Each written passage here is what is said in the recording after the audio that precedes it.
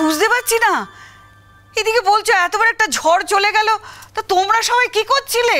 হ্যাঁ বাবা, ভালো ভালো, আমাকে বাদ দিয়ে তো তোমরা সব ঝড়টাকে সামলে নিয়েছো। ঠিক আছে ঠিক আছে, আমি চলে যাব, আমি পিসিমার বাড়ি আজই চলে যাব, আমিও থাকবো না। আমাকে যখন দরকার নেই আমি থাকবো কেন? হ্যাঁ যাক যাক যাক যাক, কদিন বাড়িটা একটু শান্তিতে ছিল। কি কি বললে তুমি? আরে যা সত্যি তাই বলেছি, বাড়িতে একদিন কোনো কথা ছিল না, কোনো চিৎকার চেঁচামেচি ছিল না। এই যে তুমি এসছো আর অমনি চিৎকার চেঁচামেচি শুরু হয়ে গেল। কি মেজো বৌমা বলো, আমরা কতদিন কত শান্তিতে ছিলাম। বদ্দি, দোষ আমারই।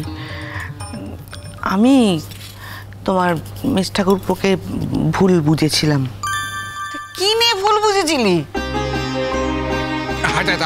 আমি বলছি তোমার এই মেজো ভেবেছিল যে আমি নাকি অন্য মহিলার সঙ্গে ঘর সংসার করতে চলে গেছি এই বয়সে।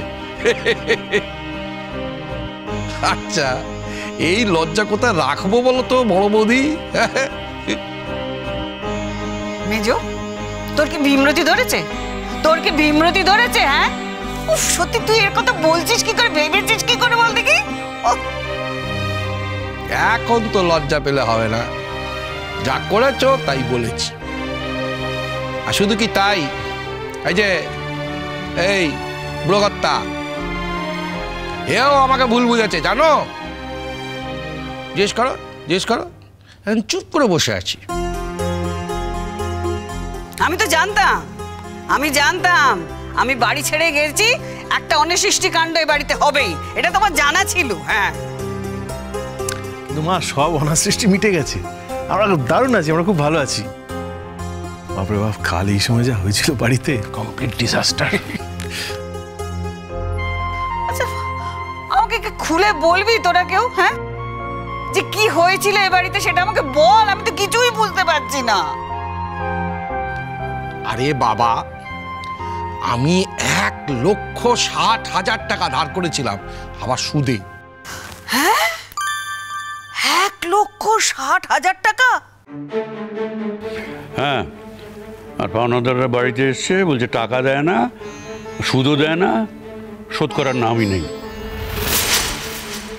ভয়ে ভয়ে মানে অফিস টফিস না করে পাড়ায় পাড়ায় ঘুরে বেড়াচ্ছে, শুধু আমাদের ভয়ে। তাকে যখন আমি জিজ্ঞেস করলাম যে তুমি এমন কাজ কেন করেছো, সে বলছে আমি একটা গরিত অপরাধ করেছি। আমি জিজ্ঞেস করলাম তুমি কেন এরকম কাজ করেছো, কেন? তা কিছুই তো বলতে পারো না। তা আমি তাকে জিজ্ঞেস করলাম তুমি কি কাউকে ধার দিয়েছো, কাউকে লেখাপড়ার জন্য কোনো সাহায্য করেছো, কিংবা কাউকে বিপদে পড়েছে তাকে সাহায্য করেছো? বললো না, আমি একটা পাপ কাজ করে ফেলেছি। আমি বললাম কী পাপ কাজ করেছো যার জন্য তোমাকে এতগুলো টাকা ধার? তখন এই পাওনাদাররা যারা ছিল না, তারা বলতে আরম্ভ করলো যে আরে এই সমস্ত লোক এই টাকা পয়সা নেয় ওসব বাজে কাজ করার জন্য, ওই বাজে বাজে বাজে কাজ করেছে দেখুন গিয়ে। এই কথা শোনার পরে মেজো আমার মনে হলো হয়তো তাই হয়েছে, এই আর কি। তারপর থেকে তো উনি গৃহত্যাগী হয়ে গেলেন, আর আমরা হন্যে হয়ে খুঁজে বেড়াতে লাগলাম। বড় বৌদি, কি দিন গেছে তুমি ভাবতে পারবে না। ও, এখন তোমরা সব বলছো কি দিন গেছে কি দিন গেছে? হ্যাঁ, আমি বুঝে নিয়েছি এই সংসারে আমার দামটা কতটুকু আমি বুঝে নিয়েছি। ঠাকুরজি কোথায়? হ্যাঁ, ঠাকুরজি ছিল না, বাড়িতে এসেছিল না? ছিল মা, একটু বেশি ছিল। আমি এবার তীর্থে কাটাবো। হ্যাঁ, পিসিমার সঙ্গে আমার কথা হয়ে গেছে, পিসিমাও বলেছে সংসারে মায়া ত্যাগ কর, আমরা দুজনে মিলে এবার তীর্থে ঘুরে বেড়াবো। ওই পিসে এই কিপটে বুড়োর মতো খালি কিটকিট করে, তাই বলেছে আমি আর তুই যতদিন বেঁচে থাকবো ওই তীর্থে ঘুরে বেড়াবো, থাকবো না বাড়িতে, থাকবো না।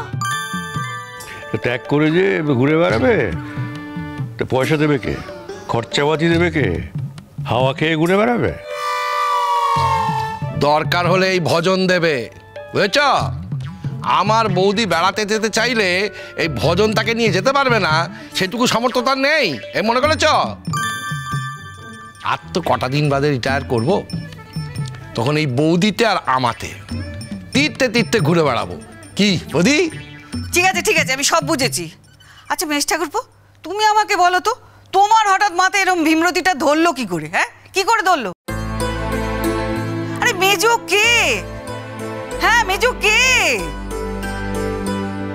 আরে ও দুদিন হলো আসতে পারেনি। কি বলছো? হ্যাঁ তুই চুপ কর। আরে ও দুটো কথা বললো আর তুমি ওখানে বাড়ি ছেড়ে চলে গেলে, গৃহত্যাগী হলে।